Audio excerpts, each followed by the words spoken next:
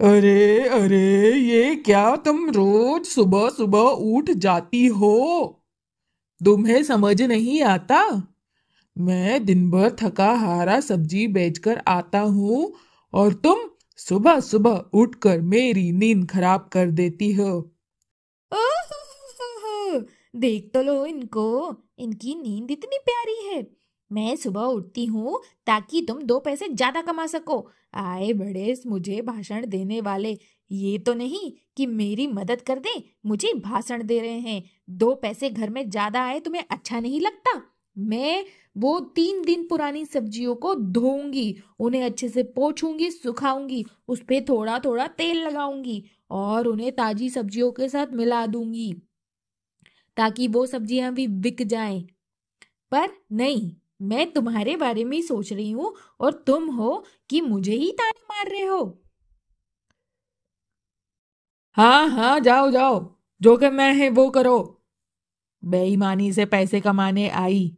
लोगों को समझ नहीं आता है क्या? नहीं खरीदते हैं वो मुझसे ऐसी सब्जियां, इसलिए बच जाती है सब्जियां। माया की सब्जियां देखो, पूरा उसका डला खाली हो जाता है। बस सुबह से माया गुणगान चालू। माया की सब्जियां। उसका पति मेहनत करता है, दिन भर घूमता है। तुम कहीं बैठ जाते होगे आलसी करके, इसलिए तुम्हारी सब्जियां नहीं बिकती है। अरे अरे अरे, तुम जाओ यहाँ से। सुबह सुबह मेरा दिमाग मत खराब करो। ऐसा बोलकर रमा अपने काम से लग जाती है और उसका पति वापस सो जाता है।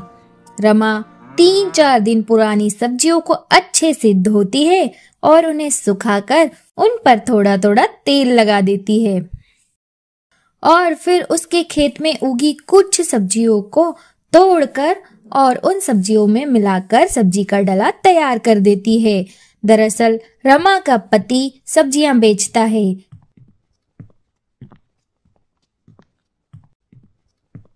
वहीं दूसरी तरफ माया, रमा की सहेली, उसका पति भी सब्जियां बेचता है। दोनों ही अपने घरों के बाहर जो छोटा सा खेत है उसमें सब्जियां उगाते हैं।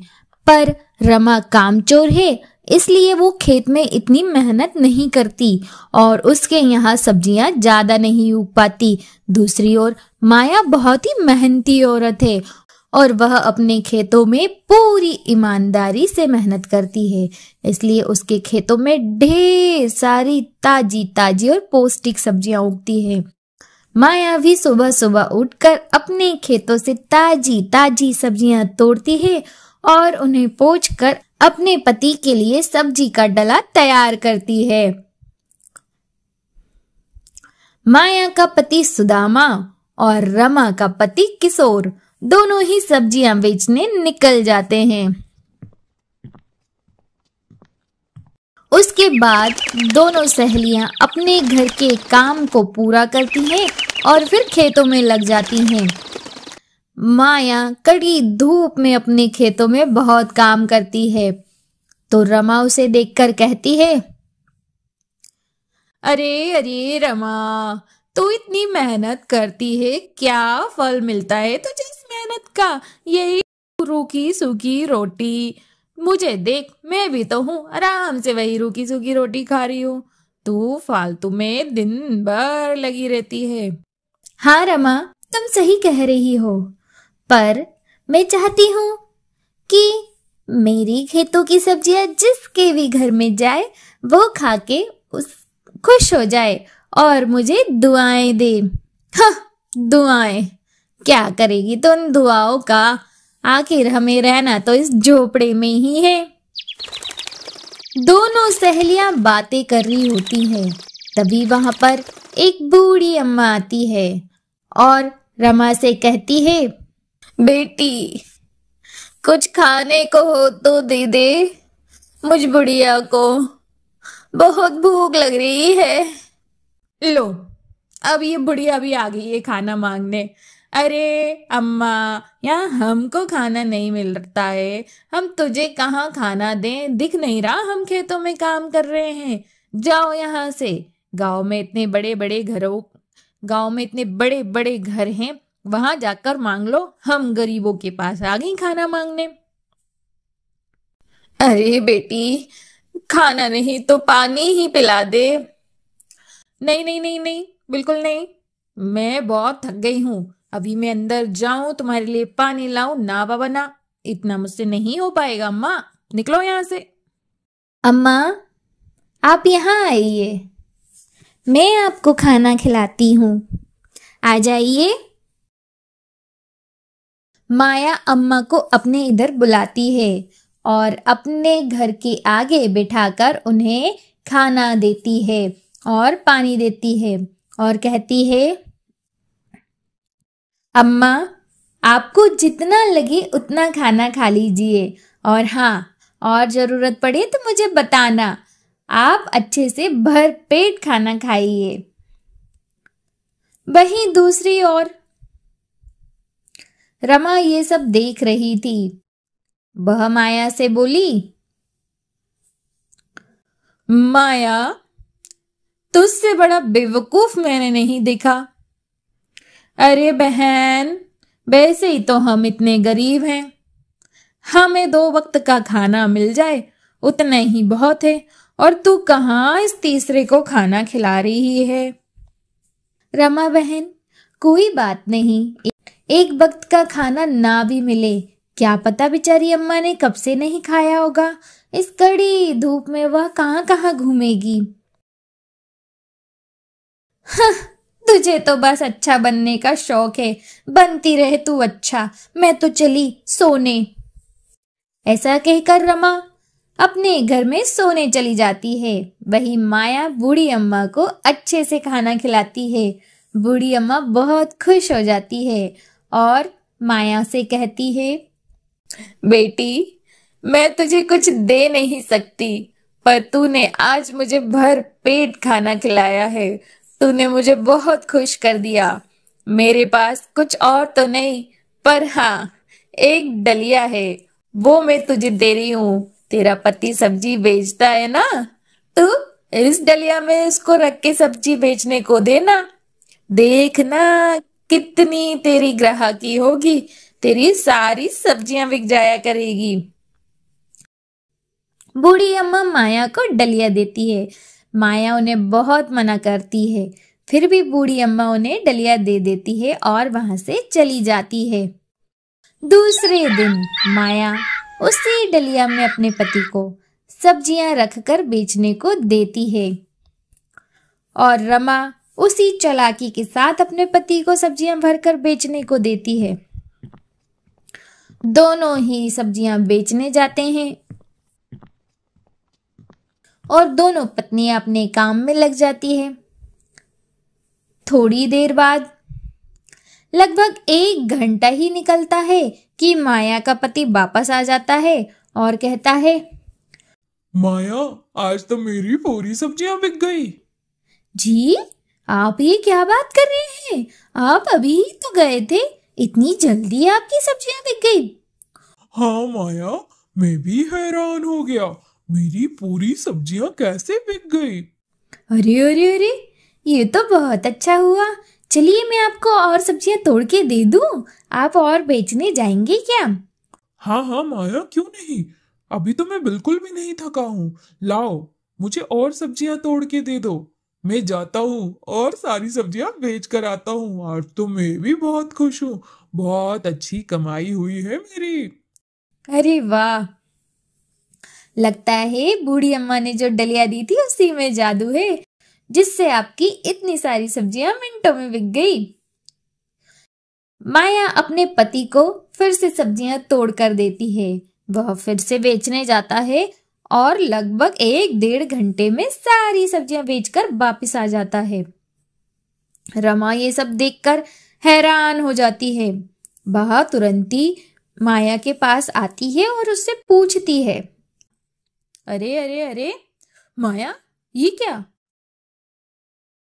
आज भैया इतनी जल्दी आ गए सब्जियां बेचकर? अरे रमा बहन, इतनी जल्दी नहीं आ गए, ये दूसरी बार जाके आ गए हैं सब्जियां बेचकर। क्या बात कर रही हो? दूसरी बार सब्जियां बेचकर आ गए? हाँ सच में बहन। कैसे, ये सब कैसे हुआ? वो कल अम्मा आई थी ना खाना खाने, उन्होंने मुझे डलिया दी थी एक और कहा था इसी में सब्जियां भर कर देना, देखना तुम्हारी सारी सब्जियां बिक जाएगी। और सच में ऐसा ही हुआ। मैं तो सोच रही थी शायद अम्मा बूढ़ी है इसलिए ऐसी बातें कर रही हैं, पर नहीं, अम्मा ने सच में मुझे इतनी जादुई डलिया दी है। अच्छा। रमा चुपचाप अपने घर चली जाती है। फिर रात भर सोचती है कि काश उस अम्मा को मैं खाना खिला देती। अब वह सोचती है काश उस बुढ़िया को मैं ही खाना खिला देती तो आज वो जादुई टोकरी मुझे मिलती, ना कि उस माया को। अरे अरे अरे, तुमने तो मेरा रात दिन जीना हराम कर दिया। सुबह से उठ जाती हो, अब गेट खोल कर बैठी हो। ये नहीं कि सो जाए, पति थका हारा आया है। घूमते घूमते रात के 10 बज गई थी जब मेरी सब्जियां पूरी बिकी। सड़ी गली सब्जियां पूरी मिला देती हो, सब्जियां बिकती ही नहीं है। चलो चलकर सो जाओ, मुझे भी नींद आ रही है।